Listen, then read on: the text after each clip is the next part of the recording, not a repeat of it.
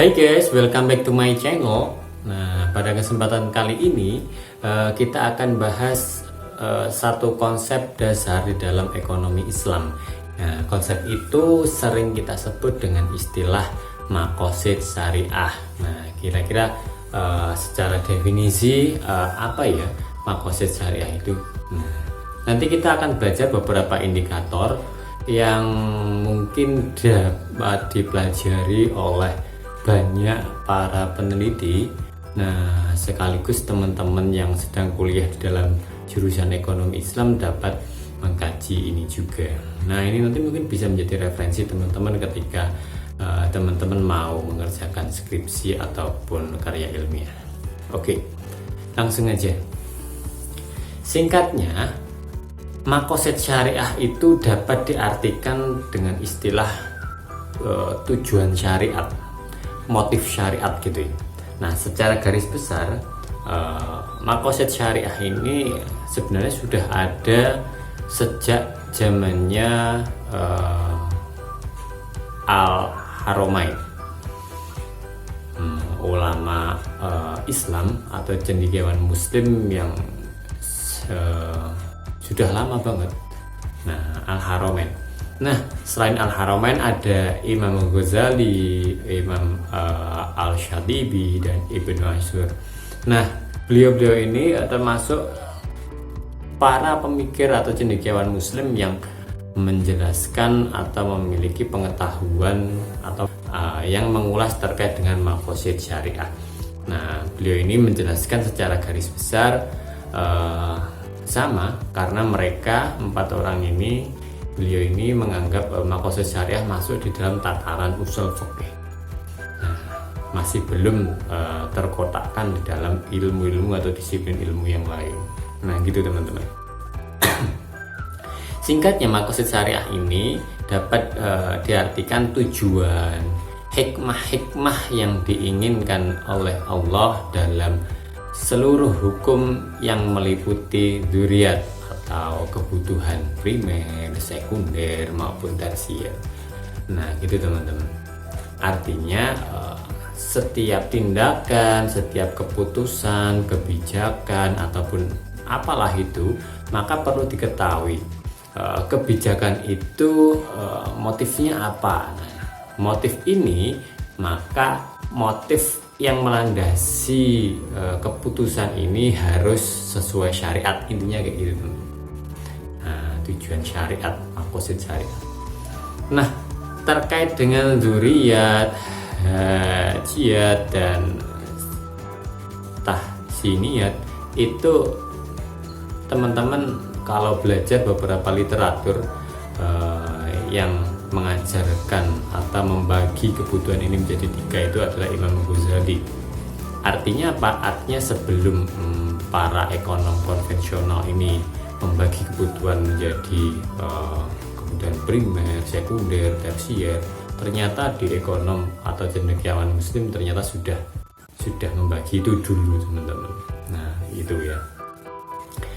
Terus di dalam pemikiran Imam Shatibi, teman-teman akan mengetahui ada indikator yang dapat dimunculkan di sana, yakni ada 5 indikator, yakni menjaga agama, menjaga jiwa, menjaga akal, menjaga keturunan, dan harta. Artinya jika membuat sebuah keputusan atau kebijakan, maka motif 5 ini harus muncul di dalam kebijakan itu. Dalam artian gimana? Artian kebijakan itu harus dilandasi dari landasan 5 ini, gitu teman-teman tingkatnya. Misalkan kalau saya kasih contoh nih, ketika saya berjualan atau memutuskan untuk berjualan daging sapi misalkan. Nah, kira-kira berjualan saya ini motifnya ini tujuannya bisa enggak kita takar sebagai tujuan agama? Bisa enggak kita takar sebagai tujuan harta, menjaga harta? Oh iya, karena ketika saya berjualan ini nanti saya mendapatkan harta.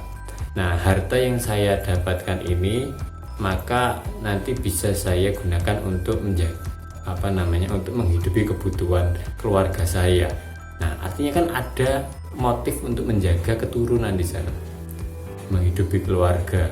Oh, ternyata uang yang saya dapatkan ini nanti bisa saya gunakan untuk sekolah lagi.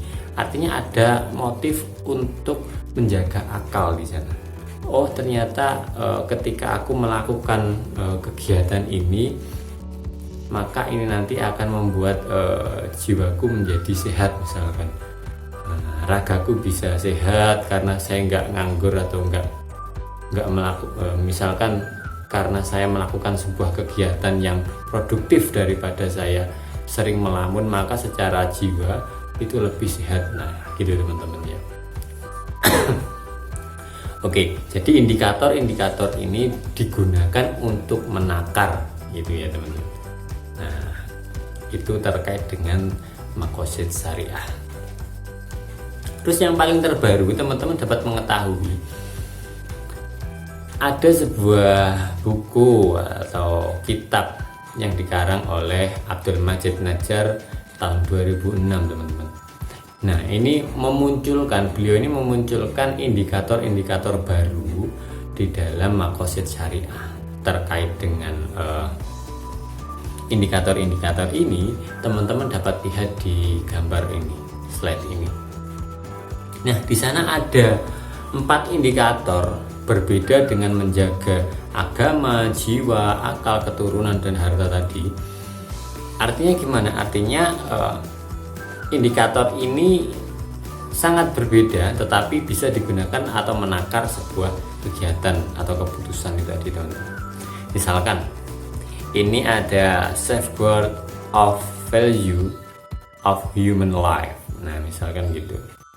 Artinya indikator ini nanti akan ada parameternya. Misalkan yang pertama ini human life ini value of human life ini parameternya fight. Terus yang kedua ada human right misalkan. Fight ini berarti keyakinan. Nah, kebijakan atau keputusan atau sebuah kegiatan itu bisa enggak sih memperkuat keyakinan kita atau melemahkan keyakinan kita? Nah gitu teman-teman. Jika dia melemahkan keyakinan kita, maka parameter ini kegiatan itu secara secara parameter keyakinan dia tidak masuk di dalam maqasid syariah misalkan kayak gitu. Oh, ternyata dia bagus. Nah gitu. Terus yang kedua ada human right atau kebebasan. Ketika kebijakan ini diterapkan, imbasnya, impactnya, dampaknya, kira-kira dia bisa nggak ditakar dengan kebebasan misalnya. Dia mengekang kebebasan enggak di sana. Misalkan ada kegiatan-kegiatan yang itu melarang tindakan-tindakan tertentu, ras tertentu ataupun apalah itu. Nah, kira-kira itu bisa ditakar enggak? Ketika itu ditakar sebuah parameter ini dia tidak bagus, maka artinya dia tidak sesuai dengan maqasid syariah. Nah, gitu teman-teman. Secara ekonomi Islam dia nggak bagus, dia mendiskriminasi. Nah, tidak ada nilai kemaslahatan di sana. Nah, maqasid syariah istilahnya kayak gitu teman-teman. Jadi ada nilai kemaslahatannya atau tidak. Nah, itu. Terus ada yang ketiga nanti ada parameter kepuasan misalkan. Kira-kira ada yang dirugikan enggak di sana? Kira-kira ada kemaslahatan, kepuasan enggak di sana antara kedua belah pihak dan lain sebagainya. Nah, itu. Terus ada alasan melakukan itu. Nah, itu. Terus ada prosperity atau kesejahteraan. Kira-kira kegiatan itu ketika dimunculkan ada nilai kesejahteraannya enggak di sana? Oh, ternyata secara ekonomi dia bertambah. Oh, ternyata secara kesehatan mereka meningkat. Nah, ada indikator ada parameter kesejahteraan untuk menakar atau menilai itu. Terus ada yang namanya entitas sosial. Terus yang ketiga yang ketujuh ini ada wealth atau kekayaan. Nah, itu bisa untuk menakar sebuah keputusan, sebuah kegiatan, kebijakan atau apalah itu. terus ada lingkungan. Nah, kira-kira keputusan ini, kebijakan ini, atau perdagangan ini, atau apalah itu nanti kira-kira berdampak pada lingkungan enggak? Oh, ternyata lingkungannya tambah bagus. Kalau lingkungannya tidak tambah bagus, maka berarti dia tidak sesuai dengan syariah. Nah, itu teman-teman ya. Oke, untuk indikator-indikator ini mungkin teman-teman bisa dipelajari sendiri terkait dengan contoh-contoh dan studi kasusnya. Banyak banget riset-riset yang ada di Google Scholar. Oke, kita bertemu di video selanjutnya. See you.